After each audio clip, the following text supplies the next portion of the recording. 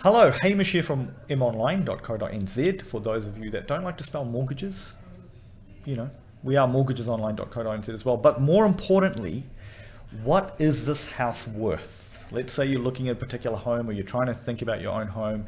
I'm going to get into some very kind of interesting topics, really. I'm going to get into the best way to find out what something is worth, but I'm also going to touch on CVs, EVs, DVs, RVs, anything, any kind of other letter you can think of before the V, if the V means evaluation. We're going to talk about that kind of stuff right now.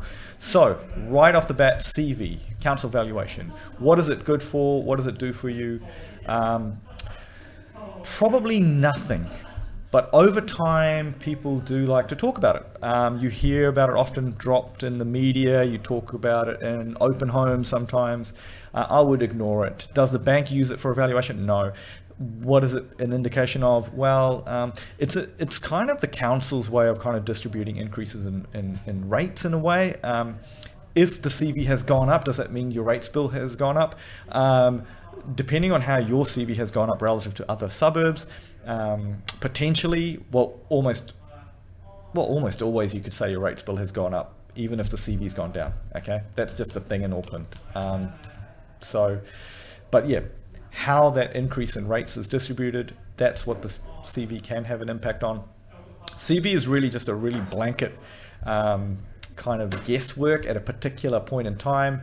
The way I would kind of envisage it is, imagine having a ruler that sometimes when you wake up is a little bit longer and sometimes it's a little bit shorter.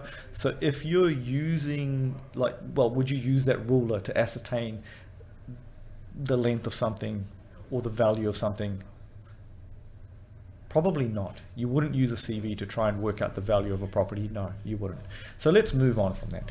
DVs, desktop valuations. Now, this is what the banks really rely on to work out what your house is worth. It's kind of done in a blankety algorithm kind of way, based on kind of macro statistics. So it's not exactly accurate.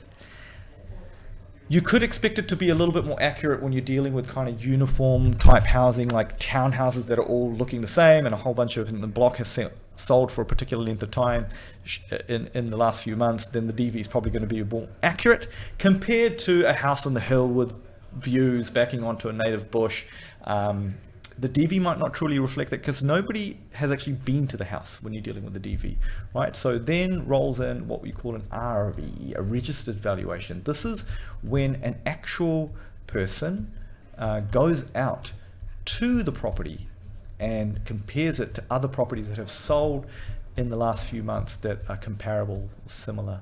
An RV is something that, look, if your bank has got a DV and you don't agree with it, you can pay for an RV and the bank will use the RV instead of the DV because the RV is kind of more accurate because somebody's actually going to the property, right? But I'm going to also get into the best way that you can ascertain the value of something when you are buying. And surprisingly, that is kind of some tools that's really already available to you. You might not like it. It's not as simple as just clicking on a few buttons, but it might be the best way forward if you're trying to work out a value of something. So how do you work out the value? How much is something worth? Okay.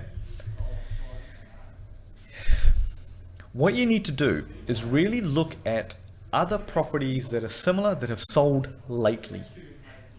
All the data about property sales in New Zealand is public information. You can find various databases which will show you that information.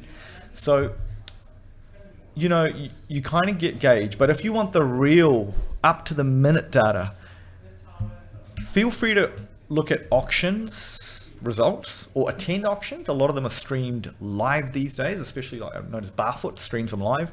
So you can attend them, you can check out what's sold right up to the minute. And that gives you the clearest picture of where the market is right now.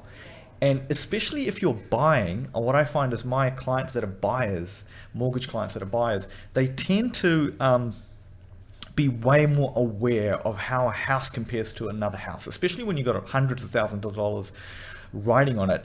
It's amazing what that does for your sense of awareness. So you kind of, you'll be the best judge to say, okay, that house compared to this one just sold, where does it sit?